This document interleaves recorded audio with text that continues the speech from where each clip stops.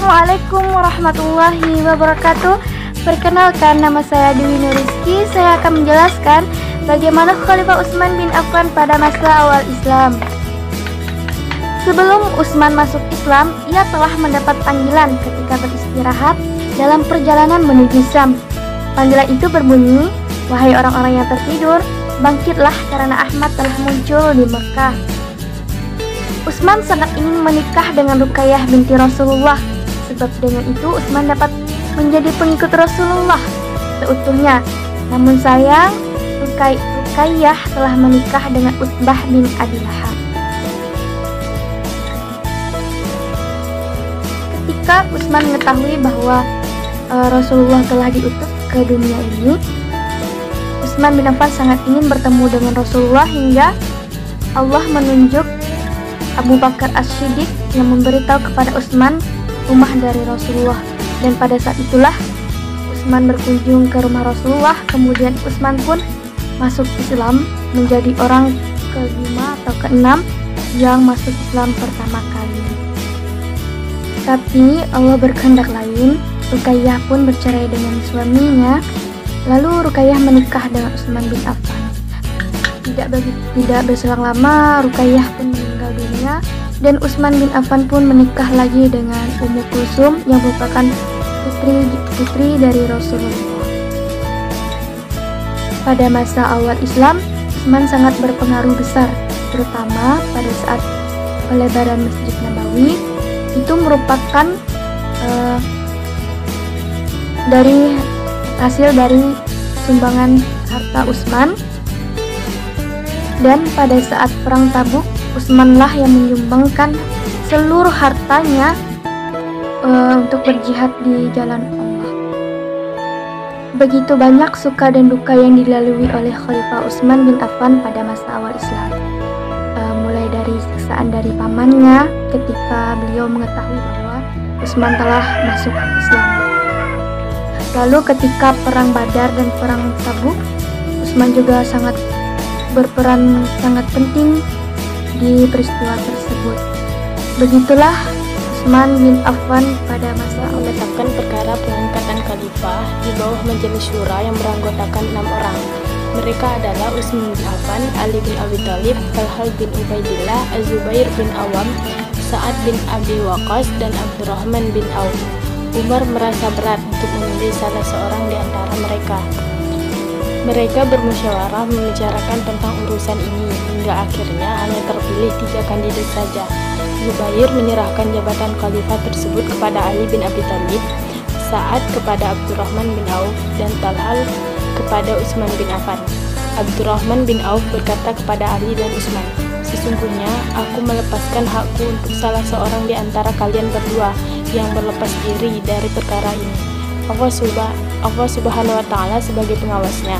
Sungguh aku akan diangkat sebagai khalifah salah seorang yang terbaik di antara 2 orang yang tersisa."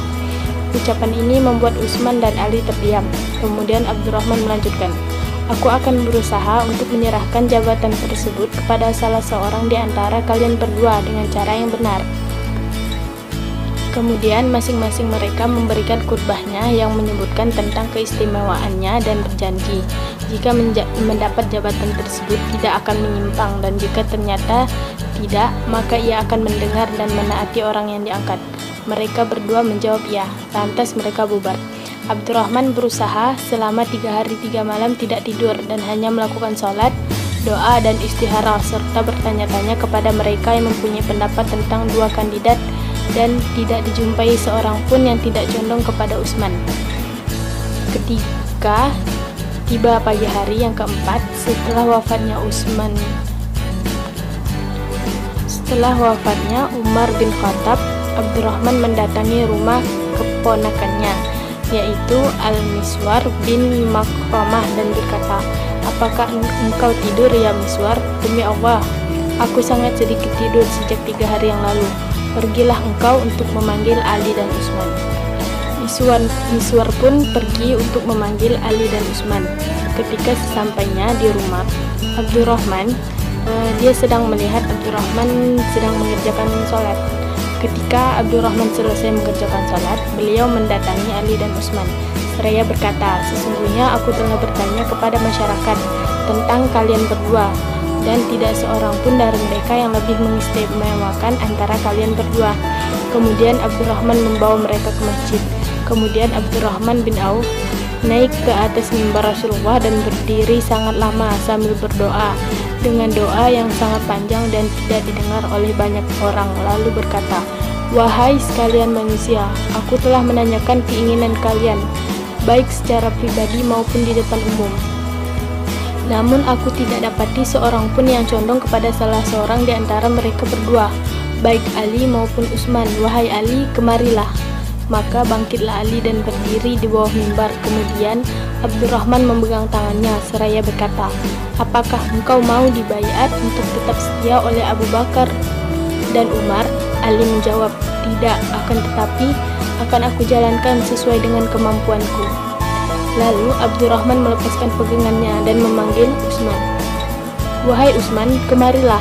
Maka Utsman bangkit dan tangannya dipegang oleh Abdurrahman, lalu bertanya, "Apakah engkau mau dibaiat untuk tetap setia oleh Abu Bakar dan Umar?" Utsman menjawab, "Ya." Lantas Abdurrahman menengadahkan kepalanya ke atap masjid sambil memegang tangan Utsman dan berkata, "Ya Allah, dengarkanlah dan saksikanlah. Ya Allah, dengarkanlah dan saksikanlah. Ya Allah, dengarkanlah dan saksikanlah. Ya Allah, sesungguhnya aku telah alihkan beban yang ada di pundakku ke pundak Utsman bin Affan." Maka orang-orang pun berdesak-desakan untuk membaiat, sehingga beliau dikerumuni oleh orang-orang yang di bawah mimbar. Berdatanganlah orang-orang kepada Utsman untuk membaiatnya, dan Ali adalah orang pertama yang membaiat Utsman bin Affan. Sekian yang dapat saya sampaikan, kurang lebihnya saya mohon maaf. Akhirul kalam, assalamualaikum warahmatullahi wabarakatuh. Lanjut kepada pembagian ketiga, yaitu pembagian wilayah, perluasan wilayah Sayyidina Utsman bin Affan. Sebelumnya perkenalkan dulu, nama saya Masrur Rahma, saya kelas 2 PAIE. Sayyidina Utsman bin Affan berupaya memperluas wilayahnya hingga ke Jazirah Arab. Dan akhirnya pemerintahan Arab meluas dari Asia hingga ke Afrika. Dalam pembentukan militer pada masa Khalifah Utsman bin Affan, banyak sekali negara-negara yang berhasil ditaklukkan. Padahal pada awalnya militer tersebut dibentuk hanya untuk menegakkan kebenaran dan melawan penindasan. Karena banyaknya perjanjian-perjanjian yang dibuat oleh khalifah sebelumnya yang mereka langgar, sehingga mereka menjadi semena-mena dan banyak orang muslim yang tertindas. Jadi wilayah-wilayah yang ditaklukkan oleh Sayyidina Utsman bin Affan adalah wilayah Armenia, Azerbaijan, negara Romawi, kota Iskandaria, negara Afrika, wilayah Andalusia sampai ke kota Cyprus. Itulah pembahasan tentang wilayah-wilayah yang ditaklukkan oleh Sayyidina Utsman bin Affan. Sekian dari saya. Assalamualaikum warahmatullahi wabarakatuh. Dan lanjut kepada materi yang keempat. Bismillahirrahmanirrahim. Assalamualaikum warahmatullahi wabarakatuh. Perkenalkan, nama saya Haji Sadewo Wikartoyo. Saya dari kelas PAI 2E. Saya akan memaparkan sedikit tentang kebijakan-kebijakan pada masa Khalifah Utsman bin Affan, yaitu kelompok 6. Pada masa jabatan Khalifah Utsman bin Affan ini banyak sekali datang kepadanya tuduhan-tuduhan yang bisa dibilang itu tidak jelas atau tidak ada buktinya.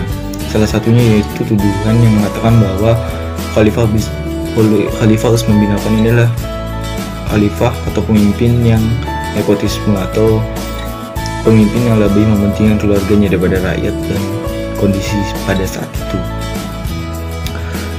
Ini terjadi salah satunya terjadi pada saat Gubernur Sa'ad bin Abi Waqqas ini digantikan oleh Walid bin Uqbah. Kenapa digantikan? Karena pada saat itu Gubernur Sa'ad bin Abi Waqqas ini berselisih dengan salah satu pejabat keuangan di Kufah. Maka dari itu digantikan oleh Walid bin Uqbah. Nah, Walid bin Uqbah ini adalah salah satu keluarga dari Khalifah Utsman bin Affan. Makanya banyak sekali tuduhan-tuduhan yang mengatakan bahwa Khalifah Utsman bin Affan ini adalah